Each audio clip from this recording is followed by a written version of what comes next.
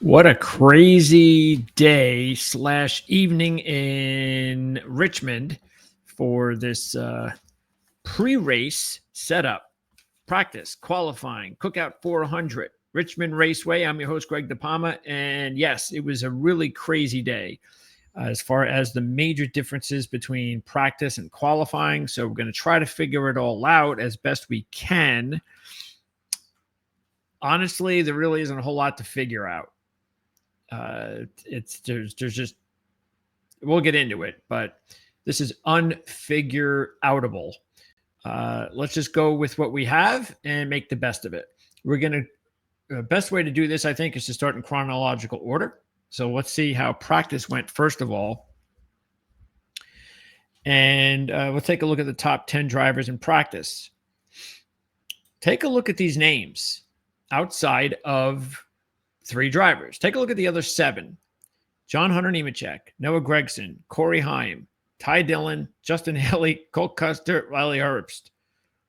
Those 7 drivers consisted of or comprised of the top 10 with Kyle Busch, Denny Hamlin, and Kyle Larson.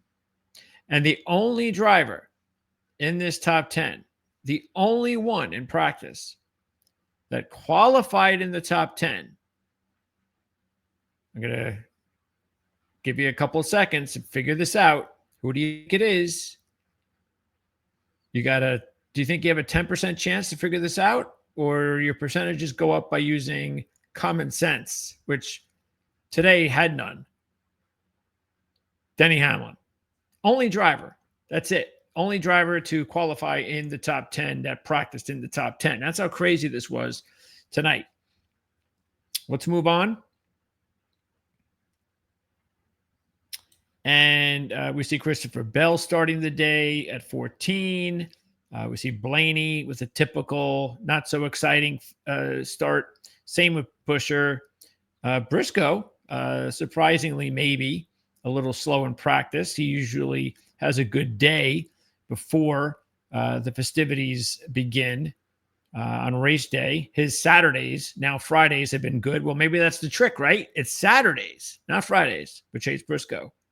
There's Byron off to a slow start. Keselowski off to a slow start. Gibbs, we know how important these next 2 races are for him. Win and in or not. Elliott, that's a real disappointing start. Same for Bowman. And Joey Logano, where his day, and Ryan Preece, by the way, we know how important this race is for him. Look at that disappointing run. But Joey Logano, he had these tire issues, and it just really screwed up his practice. And I guess it screwed up so much with the car that he was unable to qualify. So, yeah. And Joey Logano, look, the one thing I didn't like about Logano when we talked about him on Tuesday were his odds. I think they started off at 9-1, but it was reasonable expecting, as far as Vegas giving him the number, because he almost won the race last year if it wasn't for Austin Dillon knocking him out, and which really would have been something because Ford didn't show anything. Matter of fact, Logano was the only Ford in sight of the top 10 last year in that race. But don't forget last year's races. And this is why Richmond, now look, this does not get you into the playoffs, which would be next week. This is not the cutoff point. We still have Daytona. So maybe that'll come into play a little bit. But still, last year was crazy because it wasn't just the playoff race to get you in, and all that, but it was what happened in, what was it? Was it April? Let me check. It was March. And remember how Denny Hamlin got in. Truex he was having a great day. He was about to win. It was all over. And all of a sudden, I think there were like 3 laps to go. Caution comes out. So Hamlin and Truex restart. Hamlin, it looks like, clearly jumps the gun on the restart. But hey, give it to Denny Hamlin because it's sort of like, how you're in sports and it's at the end of games and you're forcing the official to make a call. It's like basketball. Usually that comes to play mostly in basketball. Last second shot, force the ref to make the call. And a lot of times the ref won't make the call. They'll leave it up to the athletes. And that's what Denny, I think, was saying. Truex has the advantages, the better cars. I'm gonna go for it, and I'm gonna put it in the ref's hands. And the ref said, "Hey, you're okay." And Hamlin stole the win from Truex. So really, the crazy way that the races were stolen last year, and then we start off with a crazy day with the only race in Richmond this year. Because don't forget, we were doing 2 races a year forever. Now just the 1. Thank goodness, by the way. Okay. So, wow, what a way to start. Craziness in practice. And why was it crazy? Because of what happened in qualifying. Everything just upside down. So we know by the thumbnail that Ryan Preece is on the pole. But let's talk about the top 10 now. Because, again, Denny Hamlin is the only driver to accomplish both feats. All right, he sits here in 4th. He'll be on the front. He'll be in the top 2 rows. What a big – oh, wow. Ryan, I'm telling you, you've got – you're right now on the outside of the playoffs. You've got 2 races to go. Everybody knows Daytona is a freak show. And you just – if you're Ryan Preece, you're looking at your strategy for the next 2 weeks. You say, okay, I got to win Richmond, even though I haven't done anything here. I have like 1 top 5 here, and that's about it. But I've done pretty much nothing here. And the only hope I have is I've got a new team, new car, new team, new everything. Maybe, Kozlowski and Buescher have won here before. Maybe I could do something here because of that. But I won't know until I get there. And what happens in practice, as we showed you, just about dead last. So he comes into qualifying and he's looking at it. He's going, I just dead last in practice. I've got Daytona coming up next week. This is it, man. And what does he do? He goes out and hits the pole. That's awesome. Now, that doesn't guarantee him anything, though. Matter of fact, being on the pole at Richmond is not good. And we'll get into those numbers in a little bit. But anyway, still, what an awesome turnaround for Ryan Preece. Okay, Reddick. He had a slow practice run of 18th, but a much better qualifying run. And considering how some of these other drivers were a lot slower than 18th, that's actually not a bad combination for Reddick. AJ Allmendinger is one of them. AJ was 31st in practice. What is he doing 3rd in qualifying? 200 to 1 before it started. Chase Elliott, much better run here in qualifying. Not a surprise. Chase Elliott, since next gen, this is his 4th go around, his starting positions 4th, 2nd, 4th. Those are his last 3 starting positions for Chase Elliott. 4th, 2nd, and 4th. And here he is starting in 5th. So this is what Chase Elliott is accustomed to. And his best finish, though, after starting 4th, 2nd, and 4th in his last 3, just 5th. So this is a normal starting spot for him at Richmond. It hasn't paid dividends. And since he practiced 29th, I'm not sure that's going to change anything. He was 18 to 1. And if that number comes down, well, shame on anybody who takes him. Because why would you be influenced by the 5th starting spot when I just told you he starts at the top 5 all the time and it hasn't resulted in him winning anyway? So, yeah, if you haven't taken Chase Elliott already and those odds drop, I don't think you could take him. You lost your shot. Now, maybe he's still 18 to 1, 16 to 1. That's okay. But if he drops to like 14, 12 to 1 because he's starting 5th, then I think you lost a boat there on him. Okay. Kozlowski. That made me feel a lot better. So Kozlowski, now here's the thing though. In my sports book, Kozlowski started the week 18 to 1. Now on our show on Tuesday, it was 25 to 1. So I checked out my sports book right after the show to place my wager. No, couldn't do it. He was 18 to 1. I figured, okay, let me wait a couple of days. Maybe it'll, refresh back. Nope. Dropped 16 to 1. So now I did something a little bit different. and I'm in pretty decent shape right now. I said, okay. And again, I mentioned this before in other situations, and I've kind of mentioned this before in parlaying with lower numbered situations. Like I've said golf, you got Scotty Scheffler if he's a low number. And I only look at this, see, in parlay situations, you should only look at it in normally three. Okay, you got to do a three-man parlay or a three-team parlay. But if you do the two, then it really has to be a situation, I guess, sort of like this, where because again, all you're doing on two-team parlays is you're making yourself a little bit more money, just a little bit, not a lot, just a little bit. So just straight bets, or just if you can do a two-team parlay, better off just doing straight bets, unless these situations come up. For instance, I had some money on the golf event, and which is now after the second round today, and one of the players had taken a big lead, McIntyre. He had a 3-stroke lead. And I had a few of the other players that were right behind him. And I said, well, you know what? If McIntyre goes ahead and runs away with this, let's see what his odds are. And maybe I could take McIntyre with Keselowski. That's exactly what I did. I only spent like $3, I think. Yeah, a little over $3. So I hit. So now McIntyre. Now I haven't finished watching the rest of the second round. I think Scheffler was about 5 back. But let's say McIntyre's on and wins, and he's got a lead. Then the situation for me is this: Saturday night comes, and Keselowski goes out and wins. Now I have everything on McIntyre, and everything is $300 for a little over $3 bet. So hey, that's good. So now I'm like, all right, well, starting sixth, I wonder how much the odds are going to drop, because I was going to come back anyway and put straight money on him anyhow, just in case McIntyre loses, because Keselowski's got to race first on Saturday night, tomorrow night, as you know. But I wonder if it will drop more, and it might. And if it drops to like 15, 14, 16, I mean, I'll be okay with it. I mean, I'll put a little bit money on it just in case, like I said.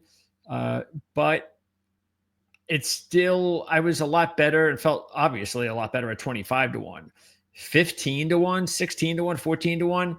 Man, the value is starting to shrink now in Brad Keselowski. But all that aside, I still think, obviously, if you haven't wagered on them, you don't usually wager on your NASCAR until after practice and qualifying. That's what you do every week. Then if you really liked Keselowski anyway, look, you're still going to get good odds on him, meaning the value is okay enough. It's still 14-1, 15-1 that you're going to make some good money on it if he wins. And yeah, so really happy that he qualified sixth, not because, hey, I love the fact he's sixth. Richmond, man, you got to qualify sixth to win. No, you don't. But just his practice speed was so slow. You needed to see him qualify in the top 10, and he did. Okay, and then you got Bubba Wallace and Christopher Bell, Bowman McDowell. Yeah, Bowman McDowell, I'm not looking at, but because McDowell, as we know, does this every week, and Bowman really does not have a history worth diving into this week, especially since he's going to be pretty cautious and going to gobble up more points in case catastrophe hits at Daytona. And also he was 30th in practice. So yeah, I'm not into Bowman this week, even though he's ninth. So these are the only other two that I think are interesting. Matter of fact, overall, in the top 10, I would have to say that the ones that are the most interesting: Priest, Reddick, Hamlin, Keselowski, Wallace, Bell. Okay. And so, and remember this: Priest was 55-1 on the show on Tuesday. And so we picked him. One of us picked him, forgot who it was, but we took all three RFK drivers. And Priest was 55, so you're not getting 55 now, but you do get the 37th in practice. That has you wondering. It's only one lap compared to the 37th in practice, but it's still going to be a long shot. My guess, how much are they going to bring him down from 55? They might bring him down in the 15, 16-1 area. It could be possible. I hope not. I've seen it before. They do crazy things like that. Hopefully the 37th in practice will give you an opportunity to make some good money. But yeah, I don't know. It's I don't know what the number is. Probably the same as Kozlowski. If you could still get 14 or 16 to 1 and you really like Priest, and go for it. But this is why, if you're in that situation, if you really do like Priest and you really do like Kozlowski and you've lost all this value, I just have to implore you to just stop waiting until practice and qualifying and try to make these investments earlier. It's the best advice I can give you regarding that, because you're just losing too much value you're losing. Okay, so Wallace is the other interesting one. We didn't talk a whole lot about him on Tuesday, but his odds were 35 to 1. My sports book started him at 25 to 1. So I wasn't as excited, but now that he starts 7th, I think he might still come down a little bit. And I think he's a decent long shot. Toyotas have done well here. And if you look, I still have it hard to believe that he's going to win 2 at 5 races. That's the thing I'm just having a hard time with, which is why I need a long shot number, because I'm not going to invest a lot. But in his last 4 races, they've all been top 10s. And that's as good as a streak you'll ever get from Bubba with the win. I mean, this is the best stretch of his career, bar none. The other thing is he was 4th in August last year in this race. And then in 2023 in August, he led 80 laps in this race. So all that says it's pretty good for Bubba starting 7th. And he's only 16th in practice. So he didn't drop to the 30s. So I think Bubba's a good play. I just don't want to see those numbers drop too much. And look, they all can't drop considerably. So you're going to have to pick and choose. But, this is a race where I'm really starting to think that the only driver in my mind, the only favorite that can screw it all up for everybody to make money is Hamlin. He's the only one. And CJ went with him. And I'm glad CJ did. He did exactly what I did with SVG the week before that. And he just said, hey, and look, we both agreed 4 to 1 on Denny Hamlin at Richmond is actually not that bad. Sort of like the way I felt with SVG getting anything in the even area was not that bad. And so I think Hamlin getting 4 to 1 was agreed with CJ. That's the way to go. I don't think you're going to get 4 to 1 tomorrow, considering that some of the other good drivers haven't done as well. Meaning, again, only Denny Hamlin sits there with the practice and qualifying double, that I think he is going to end up a little bit better of a favorite than Christopher Bell. I think Hamlin might get, I think it's possible he might drop below 3 to 1. So if you can get 3 to 1 or 350 now, it's okay. You know what? It's not bad. But the good thing is, if you like Hamlin, is that Christopher Bell is there and he's making sure that Denny's numbers aren't going to drop too much, because Christopher's getting some money too. And look, Christopher had a good day. Wasn't great, but it was good. It wasn't as good as Hamlin's, but it was good. And once again, the reason why I think that this is a major benefit, because of the money that you're saving by Christopher Bell getting all this attention, and is just that it's just not warranted. Christopher Bell should not be the same odds as Denny Hamlin. It just should not. Denny Hamlin is absolutely incredible here. 7 top 4s in his last 8, 4 runner-ups, 2 wins. He's led over 2,300 career laps here, 17 or more in 8 of his last 9. And we know what kind of a year he's having. Plus, he wins Martinsville, second at Phoenix. Those are considered 2 of the most similar tracks to Richmond, even though it's not, it's not like Richmond isn't one of those tracks that has really good similar tracks you can bank on. But the pecking order would be Iowa 1, and then you have Martinsville and Phoenix. So that's in the vicinity. Bell, meanwhile, has some good numbers. Average starting position 17.6, average finish 7.3. Had his best start last year when he started fifth, ended sixth. And he led 122 laps in the race in August. Okay. Oh, in this race too, which is really the same race, obviously, the one he started fifth and finished sixth. But the thing that really sticks out, besides 4 top 5s out of 9 in the Cup, 3 Xfinity wins in 5 races with 457 laps led. That is domination in the Xfinity Series. So he's dominated in the Xfinity Series where Hamlin's dominated in the Cup Series. Here's the difference. We're in the Cup Series. I don't. You're not getting any value at all with Christopher Bell. I think you're actually getting value with Denny Hamlin at 3-1, 4-1. But if you still believe in Christopher Bell and thinks it's his time, this is his race. This is the way he's overdue to win. He's too good here. He's gonna win. And I know we have some viewers who believe that. Then go for it, because he's probably going to have a good night tomorrow night. There's nothing that would lead me to believe that especially after today, that Christopher Bell is not going to be in contention, and it's going to be that much tougher to hit on a long shot.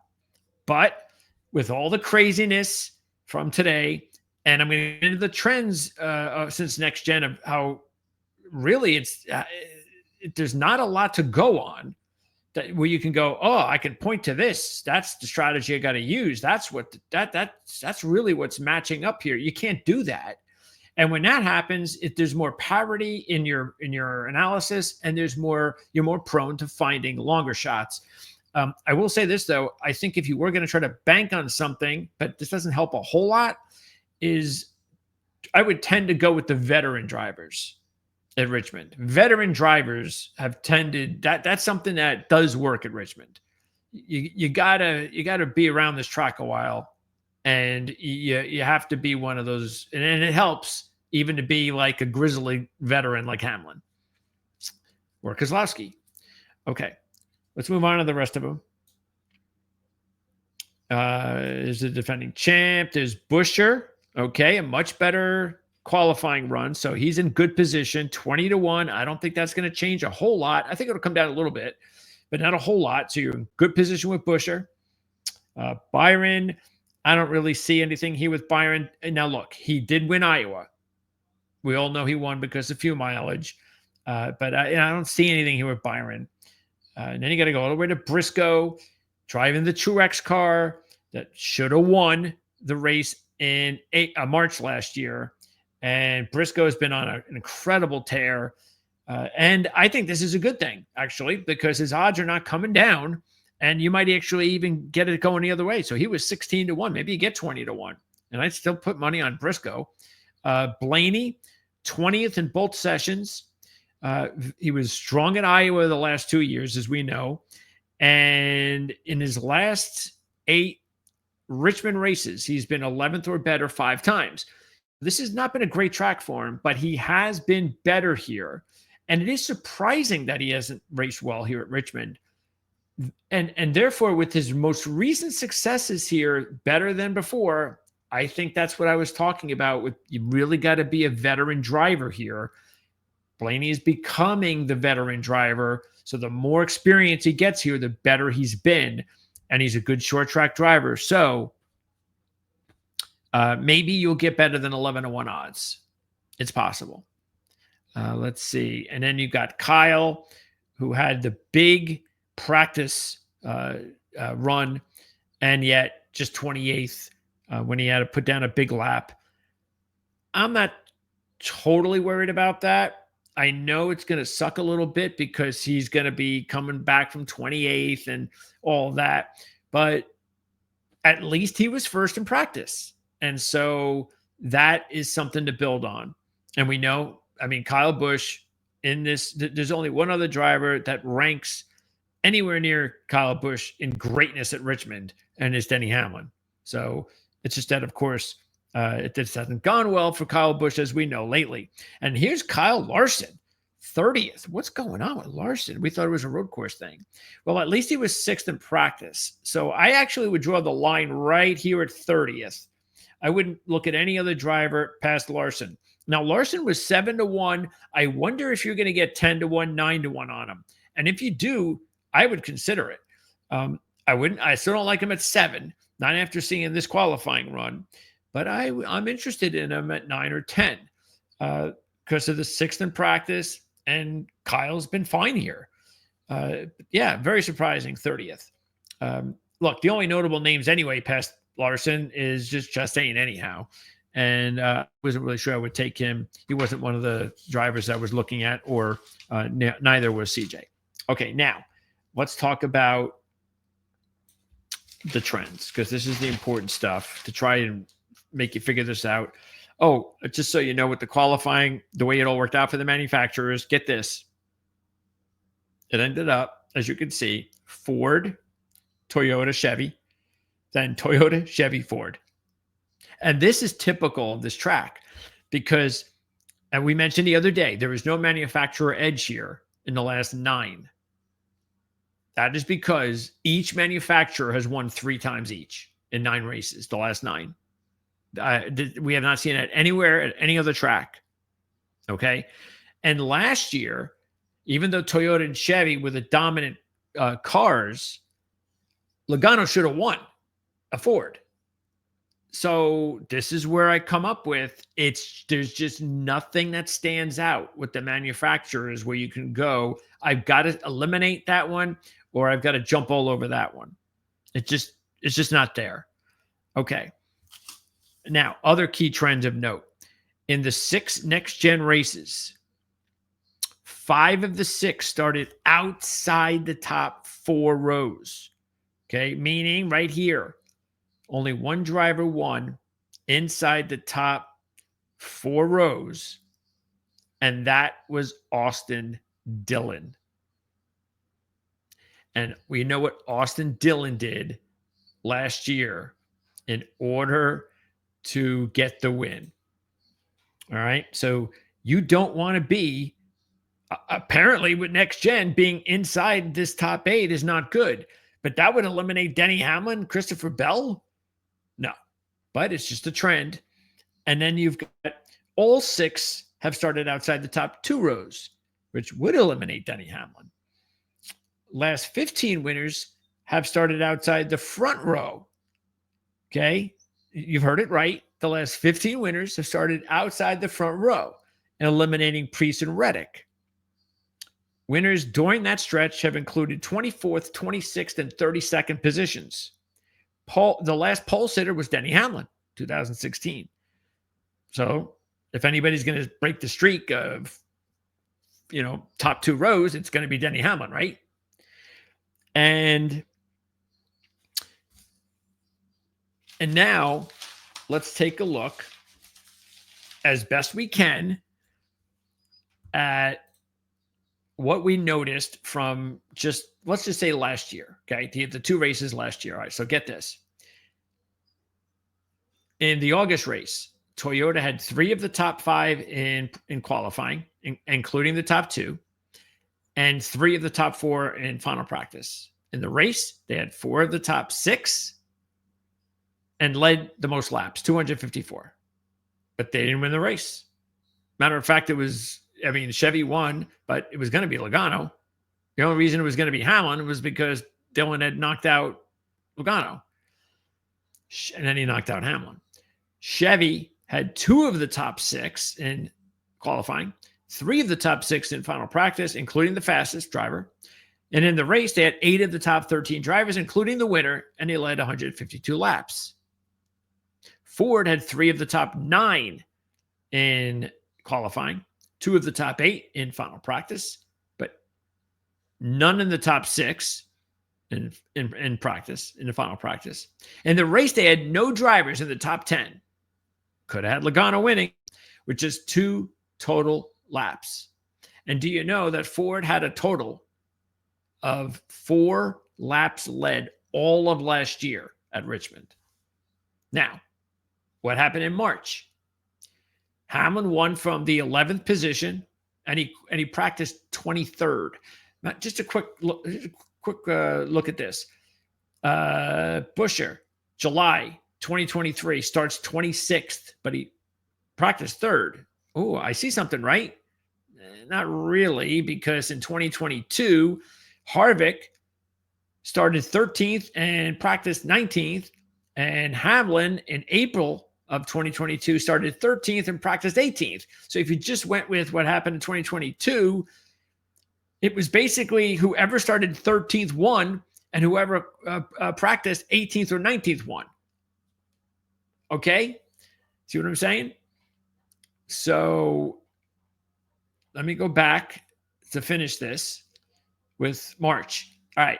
So Toyota had 3 of the top 8 in qualifying, 2 of the top 6 in practice, and in the race, they had 3 of the top 6, including the winner, and led 256 laps, which was the most. Boy, does that sound so similar to the August race. But at least they won that one. Chevy had the top 4 in qualifying, 2 of the top 5 in final practice, including the fastest driver. Also sounds similar, familiar. And in the race, they had 3 of the top 7 and led 149 laps. I mean, really, you couldn't be more identical with what happened to Toyota and Chevy. And then Ford had 3 of the top 10 in qualifying, 4 of the top 8 in final practice. And in the race, they had just 1 in the top 7 and led 2 laps. Everything last year was almost identical. With the only thing that really wasn't predictable was the end of the races, which what happened at the end of those races. So in reality, it really should have been Truex winning and Logano winning. That really should have been how it pretty much on average would have ended last year. So again, what does all of that mean? It means nothing. It means anything can happen tomorrow night. So the best I can tell you is don't take a whole lot of stock into what we just talked about regarding, the numbers and all that. Just go on experience. Just go on what you thought about maybe even before today, history, things of that nature.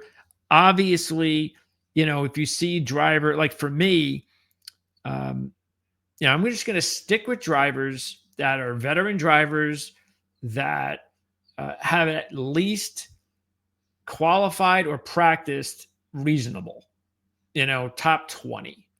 That's pretty much what I'm doing. So if anybody practiced like for instance, who do I like that that's on the fringe of practice? Kozlowski, 25th. Definitely not feeling good about Priest at 37th.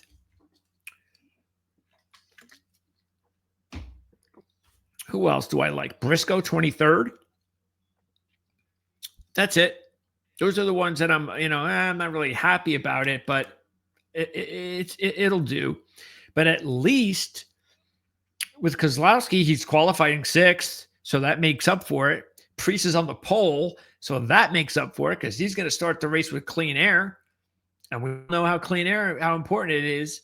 So I wouldn't be surprised if Priest led the entire first stage, to be honest with you. So, yeah. And then with Kyle, the flip side.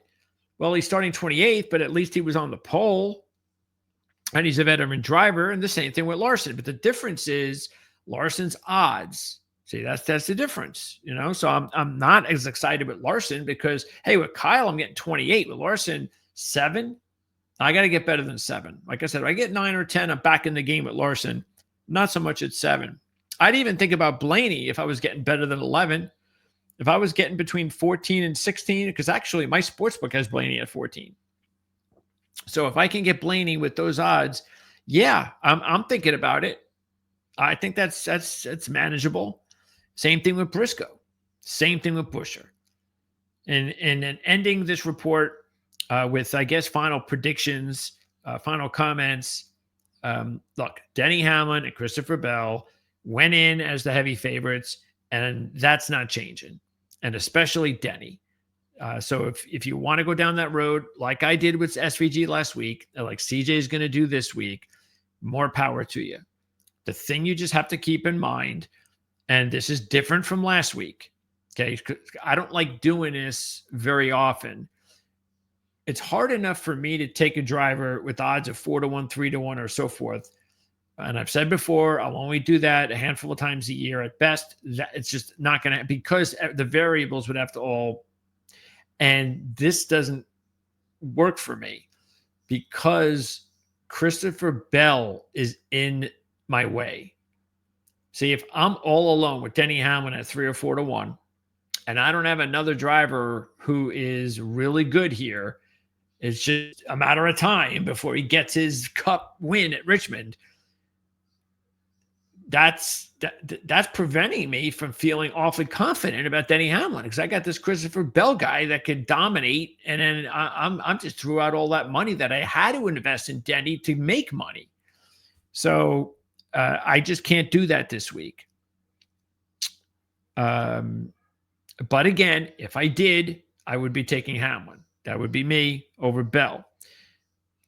As far as, again, I think Priest is definitely, I still feel the way I did about RFK, nothing has changed.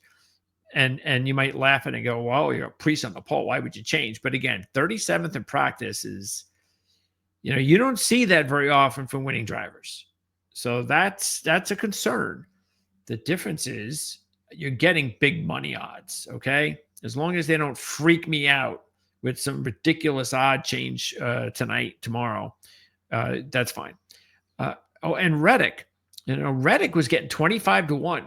Now his number will come down, but I still think you'll get a good price on him. And if you get a good price on him, keep in mind he was third in August and he led 81 laps from the pole in the 2023 August race. So this has been a good race for Reddick the last couple of times, and now he starts second. So, and he's in a Toyota. So Reddick is in play. Again, Elliott, I've got other drivers to consider. I just can't do it. The only good thing about Elliott are his odds. Still love Keselowski. Absolutely still love him. Don't forget, he dominated Iowa. I didn't forget. I don't think you guys did either. We got robbed there with Keselowski. I mean, that was awful. We sat here. We told you he was the best value driver on the board. We put big money on him. We had big money waiting for him to cash in. Everything was there for the taking. And then we got few mileage up the you-know-what. And then you've got Wallace, who's the one driver that we did not really talk about much on Tuesday. That is my top driver today out of the drivers that did not talk about Tuesday. So I do like Wallace. Again, 35-1, a lot better than 25-1. But if I'm still getting 25-1 on Wallace, I'm all over it. I just don't want it that much further down than that. Again, it's hard enough to win twice in a season if you're Bubba Wallace, let alone in the last 5 races. And out of the top 10 drivers, I'm still in that. So I'll do the rest. Buescher, 12th, still love him. Don't care. Buscher's one of these Blaney guys. It just doesn't matter where he starts or practices. He'll be there at the end. Briscoe, yes, even though it might affect me a little bit because he's Mr. qualifying guy this year, or at least the last few months. So yeah, that could concern me, but I think it's worth it because I should get better odds, and I'm willing to take that gamble based on the trends we just told you about how it doesn't matter where you start here. And then Kyle, Kyle's sitting at 28-1 and 28th to start the race is fine. And I said about Larson, again, if you're getting 10-1 or something like that, that's a possibility. Okay, so who would I take? I'm definitely taking Priest. Definitely Keselowski. Gonna put a little bit on Wallace if I'm getting still good money. Definitely love Buescher. Still going. I like Briscoe too. I think CJ's got Briscoe, and a little bit on Kyle, and that's it. That's the way I'm gonna go. I just don't want to go with the 4-1 driver or a 3-1 driver with another 3-1 driver breathing down my neck. So I'm going to avoid that. And there you go. So let me know if you have any questions, comments. Subscribe to the channel if you haven't subscribed before. You can do that. You can support the channel the best you can. You can put a thumbs up if you enjoy what you get here. All of that stuff is necessary, including comments. Comments are really good too. So even if you want to call me a dumbass, you can do that. But comments are nice. And if you do that, just make sure you have something to back it up.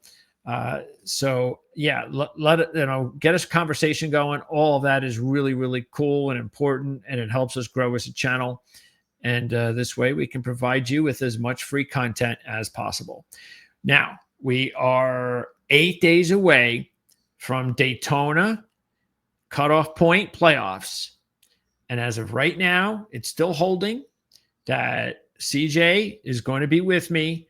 We're going to come on live 30 minutes approximately. We're going to time it out. Okay. We haven't done the figures yet, but let's just say if we think the race is going to end at 10 o'clock, we are going to start the post-race show at 9:30. Okay. And we are going to be on the air. We're going to come on the air live. The race is going to be on in the background, just like it will be in your home. And we're just going to comment on it. And we're going to talk NASCAR. We'll talk about what happened earlier in the race, catch up, on things. Because if we come on with 30 minutes to go, that'll give us about 10 minutes to kind of BS before the drama starts getting intense, as we all know it can be at Daytona. Matter of fact, I'm going to try to see if I can get a forecast here. Okay. But again, this is the key, this forecast. So as long as there's no rain out, looks like we're going to be in good shape. It's going to be fun. Look, I'm going to be on no matter what. Okay. So if it gets delayed until Sunday, I'll be by myself. Okay. So I'm doing it no matter what. 100%, not 99, 100%. Now I'm going to take a look at the forecast here. 10-day forecast. Daytona. Let's see what we got here. Tuesday is mostly sunny. Wednesday has AM thunderstorms. Thursday is mostly sunny. Friday's got isolated thunderstorms.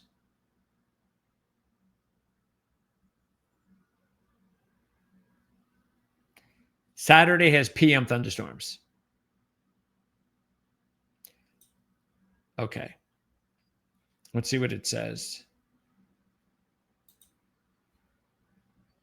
Mother effer. Okay. So in the daytime, it says afternoon showers or thunderstorms. Okay. Chance of rain, 40%. The good news is at night, it says a few clouds. So I think that works well. What we didn't want was rain in the forecast. Like, hey, it's going to rain for a few days. We got one of these systems that's hanging around, and it's not going to. That's what we wanted to avoid. So even though they do say PM thunderstorms, what they mean is afternoon. Typical, Florida afternoon. It's hot. A couple thunderstorms pop up. When that happens, or if that happens, even if it happens, remember the race doesn't start until 7:38, whatever. So the chances are the rain will be over, and maybe they would have to start an hour later or something, but it's looking good. Okay. It's looking good. I don't see any major rain issues. All right. So we're going to have a lot of fun with that. And I hope you all guys tune in with us, because the more the merrier. We can have a really fun time, bantering back and forth. And I'm looking forward to it. In the meantime, check out links in the description of this video for CJ's DFS report at RotoWire. So we have that. Now, Kevin already did his report, but it's not being posted until tomorrow morning. So it won't be in this video, but check it out tomorrow morning. So the race day, Kevin will have his picks, and you'll get to check them out. So normally I have the shorts for Kevin on race day, but the way that it worked out here with the Friday deal is Kevin will have his race day video available for you if you want to see what he went with, as well as his matchup of the week. And then we're back on Tuesday to preview the final race of the regular season at Daytona. Give you all the information that we can, wrap up what happened here at Richmond. And I will say this, just like I've been saying the last month or so, if something happens and there's timing or whatever, and I could work it out to come on and do a post race show tomorrow night, I will do that. Those things are not going to happen. The odds of that happening in the playoffs very low because of football season. So I'm trying to see. That's why the Daytona thing is just so important. But hey, if something happens and it's dramatic, like we had last year in both races, you never know. Because I know I'm going to be up tomorrow. I got the Giant preseason game to watch. I got the race to watch. So I'm going to be working and watching sports. So I'm going to be up late tomorrow, zoned in on things. And I might be in a mood to get on. And so anyway, the reason I'm saying that's why you want to subscribe. So you'll get and hit that notification bell because you get notified. You get an email letting you know, hey, boom, bet you didn't know, but there's a show going on right now. There's a live show happening right now. Check it out and be a part of it. So there you go. That's it. I've had enough. Enjoy the race tomorrow. I certainly hope Richmond gives us something other than ridiculous drama like last year, because we want good finishes, because especially at Richmond. Unfortunately, we don't want what we had last year. That's not what we're looking for. We don't want that kind of silliness. But hopefully we'll get something exciting to talk about. It would be nice if we had a little bit of drama, maybe a driver who was on the outs gets in, makes things even more crazy for next week. But whatever the case may be, enjoy the race for tomorrow. And we'll see everybody again real soon right here on Proline TV.